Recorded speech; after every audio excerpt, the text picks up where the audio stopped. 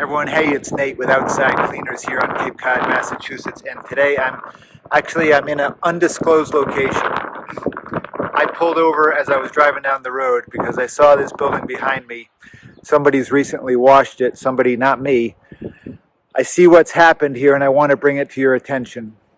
So just like washing your hair or washing a car or washing your clothes, there's lots of ways to go about washing a building. Not all ways are good for all situations.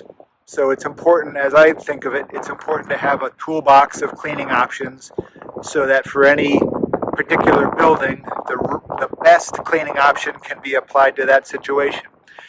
Now what's happened here is somebody clearly had nothing but a bucket of bleach in their cleaning toolbox. So they've doused this white cedar siding with bleach. Part of it's brighter, but much of it isn't. You see these horrible dark stains behind me?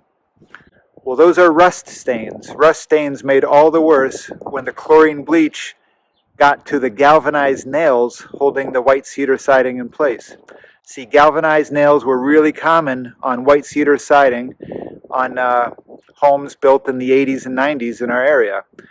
So, my point is only this.